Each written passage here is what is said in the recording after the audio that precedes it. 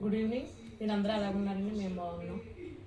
అందరూ బాగుండాలని నేను మనస్ఫూర్తిగా కోరుకుంటున్నాను. Welcome back to my Jaswika channel. ఈవేళ వంటలు ఏమి లేవు, టిఫిన్సే. అయితే జున్ను పాలు దొరికినాయండి మాకు. జున్ను తయారు చేస్తున్నాం.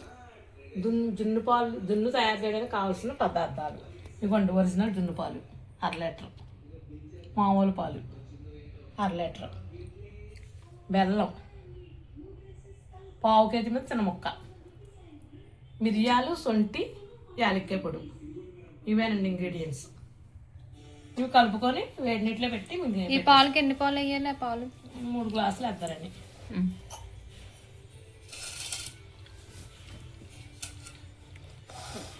బాగా కట్టింది. చాలా చక్కగా ఉన్నాయండి పాలు, గేదె పాలు ఇవి.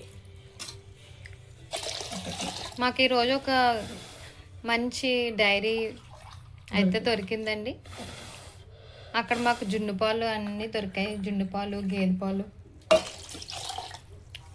తీసుకున్నాం అనమాట. జున్ను పాలు వచ్చేసరికి ఎంత? 1/2 లీటర్ 250. అయిపో ఫ్రెండ్స్, 3 గ్లాసులు వేసానండి. 6 లీటర్ జున్ను పాలు తీసుకున్నాము. 3.5 గ్లాసులు గేదె పాలు. ఇవ్వండి బెల్లం కొట్టుకున్నానండి. యాలక్కాయ పొడి,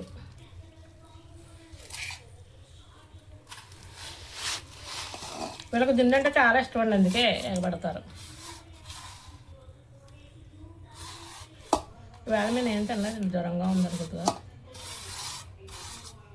బయటకు వెళ్ళొచ్చు. రేపు తుఫాన్ అంటున్నారు కదండి. మరి రేపు రేపు సాయంత్రం నుంచి భయంకరమైన తుఫాన్ ఉందని టీవీలో ఇంకా మెసేజెస్లో వాట్సాప్లో అనౌన్స్ చేస్తున్నారు. బాగా మీరు కూడా అప్రమత్తంగా ఉండండి, బయటకు వెళ్ళకండి చెప్తున్నారు. మరి అలాగే చెప్తారని అనుకోకండి.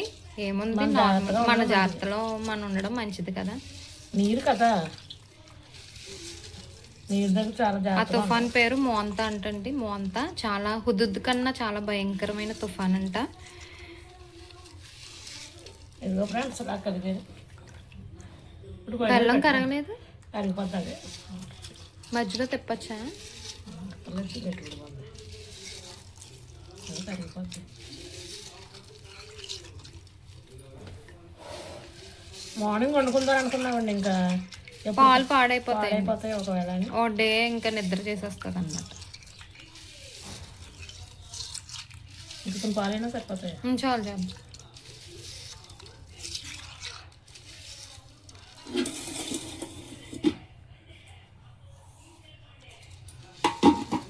కొంచెం కొంచెం కొడతాను.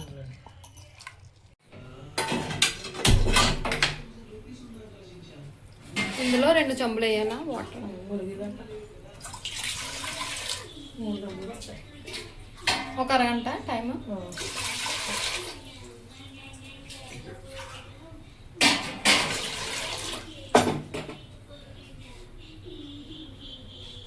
ఇంకా ఫ్రెండ్స్ ఇంకా వస్తాను.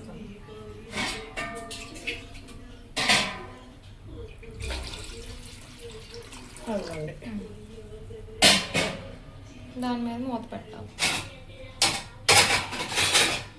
దీని మీద ఒక మూత, మళ్ళీ దీని మీద ఒక మూత. చికెన్ చూడండి.